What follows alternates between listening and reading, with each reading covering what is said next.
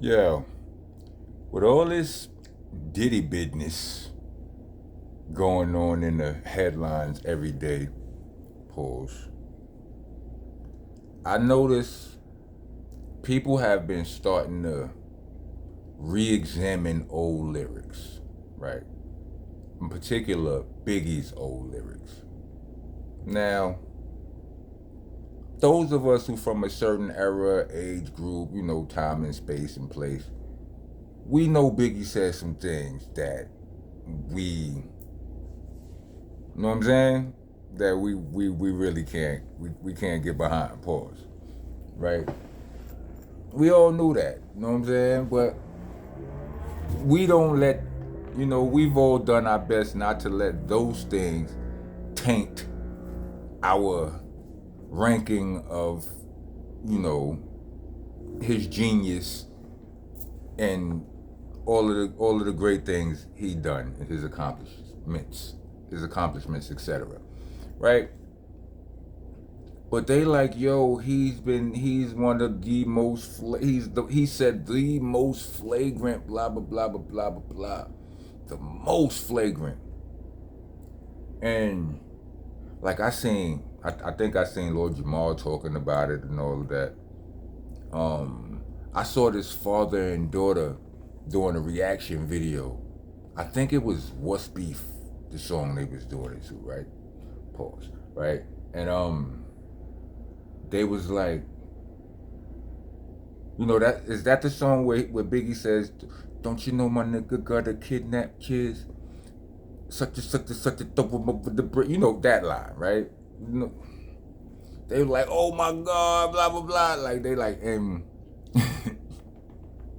what's wild is like Diddy is there in the ad libs. You know what I'm saying? He's like, yeah.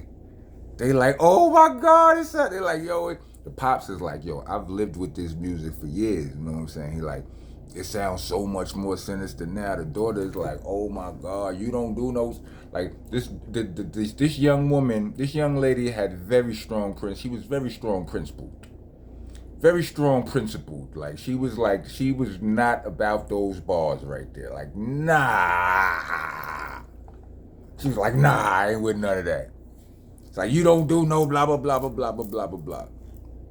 You don't play with people kids. She like you don't play. And she right. But here's the thing, right?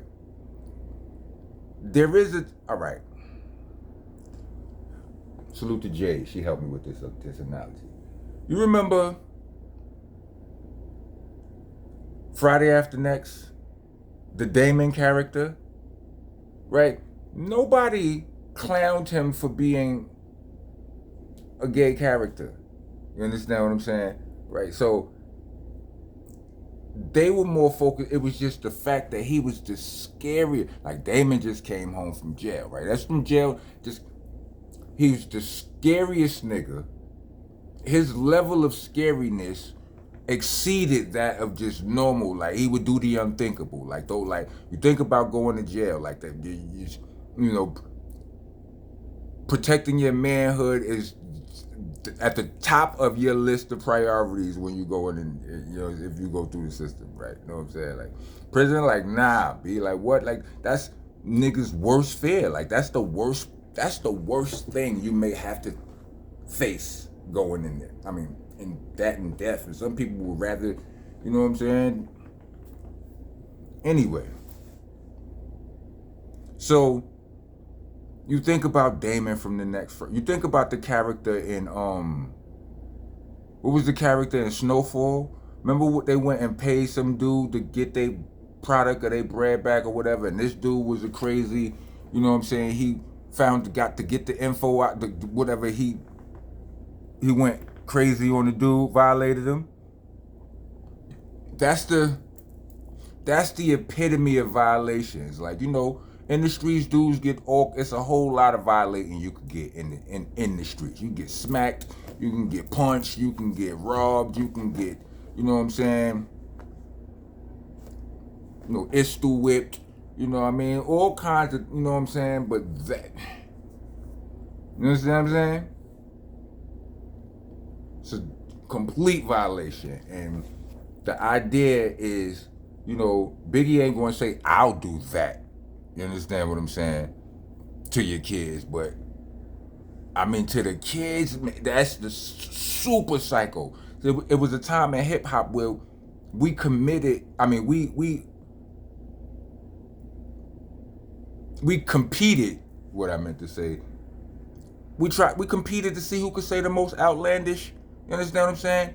Like, we were complete extremists in every sense of the creativity. You know what I'm saying? We had to be we wasn't just tough, we was the toughest. We couldn't just, you know what I'm saying, have one gun, we had 20 guns. We couldn't have a real gun, we had a gun so big. You know what I'm saying? We couldn't just have a girl, we had to have all the girls. Yo girl, you know what I'm saying? We couldn't just have a car, we had all the cars. The nicest cars. You understand what I'm saying? Everything to make you feel smaller, because hardcore hip hop was and is, always will be, an ego driven space where we try, all we do is establishing dominance over our counterparts. That's the whole spiel most of the time. I'm harder. Let me prove it. My gun bigger. My homeboys is crazier. You know what I'm saying? I fight better. You understand what I'm saying? So that was the motivate, to the young lady. That was the motivation behind that. You know what I'm saying? It's like, who can be the most because okay, like I said, I'm here to shoot Biggie bail. That's my purpose for this video right here, right? And to throw a couple of other niggas under the bus, right? DMX said, rest in peace to Dex. Rest in peace to DMX. DMX said some flagrant stuff too. He did. You know what I'm saying? All the niggas have been in jail before. Nah, B. We wasn't with that.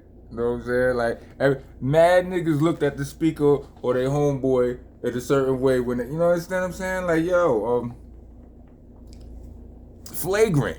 You understand? The flagrant is different from a pause, right? Pause is something that's unintentionally, and for me, it's not even anything that's unintentionally like gay. For me, I use pause for anything that's unintentionally sexual. You understand what I'm saying? Like heterosexual, it don't matter. It's like when we go, that's what she said. You understand what I'm saying? Somebody said, yo, what's the big idea? That's what she. You understand what I'm saying? But it's, people put the gay spin on it, and it got everybody feeling uncomfortable or whatever. But whatever to that. But so, mad rappers, every rapper has some pause-worthy something he said. Like, helter skelter run. What I said? Let the madness begin, nigga. Let it begin. Let the madness begin and let the brains blow if you pause. Yes. You understand what I said? Still ifing, in case you didn't know how we be living. It's my nature to keep robbing like Givens. For real though, bring your steel bro, kill or be killed, Joe. You don't know, so that leaves you like a dildo. I still blow, punks like pause. But those were unintentional. You understand what I'm saying?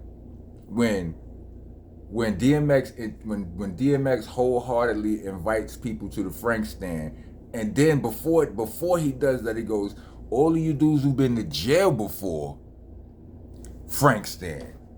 It's like, but again, that's just, his intention is to be as disrespectful as possible, because where's one of the hardest places you could live?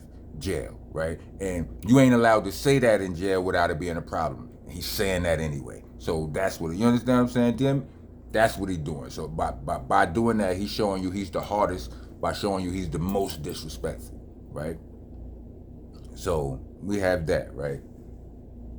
Rest in peace, DMX. But yeah, he said some flagrant ones too. I can't think of the other one. If y'all could think of the other one, put it in the comments. It's all in fun. It's all in love. This is all to shoot Biggie some bail right now. But at the end of my list, Eminem. We let Eminem slide. People always say Eminem get a white boy pass, and I never, you know what I'm saying? I think Eminem I think Eminem is a great, phenomenal Yoda level MC, right? People be like, yo, y'all just say that because he white and blah, blah, blah, blah, blah, blah, blah. No, we don't. We say that because he nice. But we do let him get away with flagrant bars because he white. I think that's true.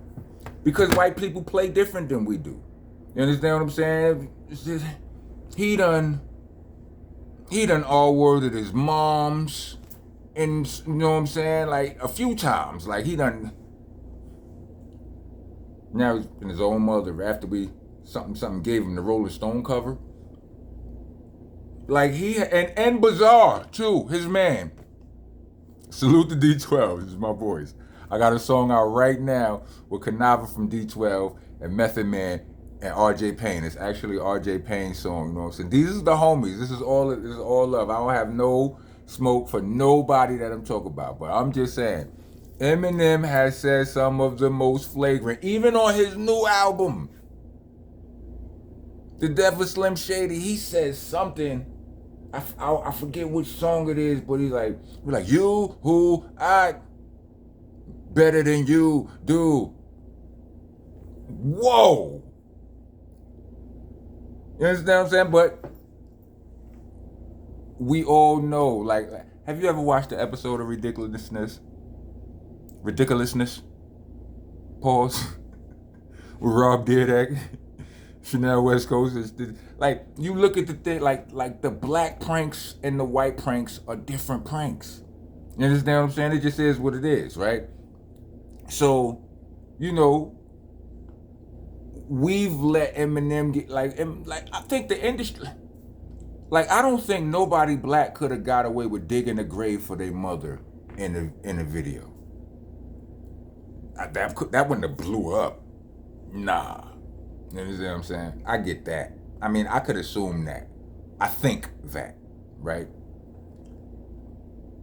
But yeah, like, you know, don't we all, like, ain't it like it's like a running joke that, you know, white kids talk to their parents in a manner that black kids would never talk to their parents. It's all part of the collective assumed reality. So we just, you know, Eminem could get away with that stuff. Bizarre done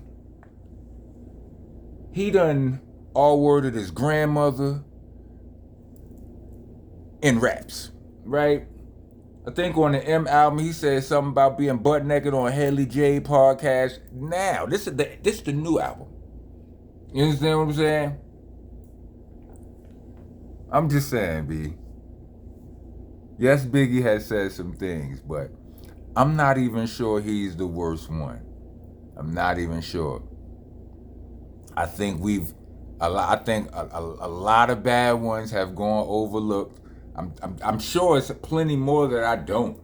Actually, Sean P done said some crazy. You understand what I'm saying? On what is that? Homie, the Swiss Army knife in my hand. What's that? That's Onion Head. The Swiss Army knife in my hand. No, this corny, but it could end the life of your fan. Niggas know Sean Price knife in hand. Got it now. Live in Japan. Black belts, chop bricks with a hand. Arigato. Sean Price slick like El Gato. 3-piece suit in the booth. Mike, half time. Mike, smack off half smile. Go to corpse. Smack the other half after chat. Plead the fifth. No, plead the fifth. You niggas better plead the eighth. Have your face rubbed up. Now your niece is raped. I'm bugging. Pause. I'm sorry, you two. But he said that in a rap. You understand what I'm saying? Like the father and son team that was reviewing the Biggie song. Like I said, the daughter was like, "Yo, we don't play with kids like you would have thought she was locked up before. She like, you go to jail, niggas don't play with that right there.